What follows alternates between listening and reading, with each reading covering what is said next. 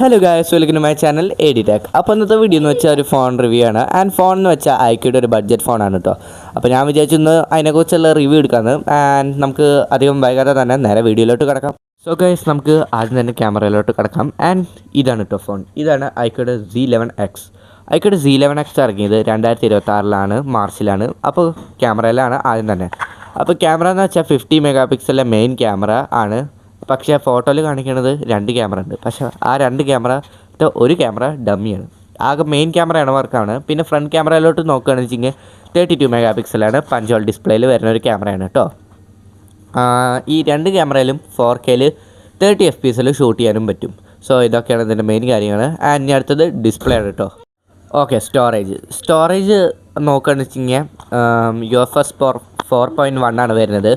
And നമുക്ക് അതിൽ 128 GB സ്റ്റോറേജിൽ 6 GB Ram, 128 GB സ്റ്റോറേജിൽ 8 GB റാമും പിന്നെ 256 GB 8 GB റാമാണ് വരുന്നത്.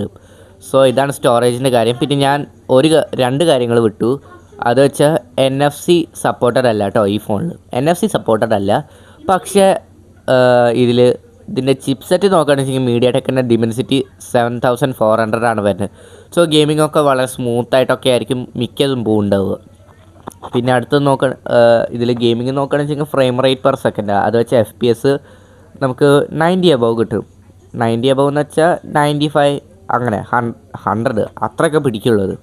പിന്നെ ഇനി അടുത്ത് നോക്കുകയാണെന്ന് വെച്ച് കഴിഞ്ഞാൽ ഇതിൻ്റെ പ്രൈസ് എന്ന് വെച്ചാൽ 120K ആണ് ഈ ഫോൺ വരുന്നത്. അത് 18,998.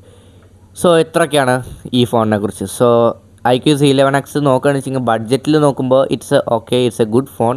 പക്ഷേ ഇതിൽ ക്യാമറയുടെ ഭാഗം നോക്കുമ്പോൾ അതിലത്തെ ഒരു ക്യാമറ വെറുതെ ഇട്ടേക്കാണ്. അപ്പോൾ ക്യാമറേനെ വേറെ വല്ലതും like depth view camera, ultra wide അല്ലെങ്കിൽ മാക്രോ ക്യാമറ അങ്ങനെയൊക്കെ ആക്കായിരുന്നു വെച്ച് കഴിഞ്ഞാൽ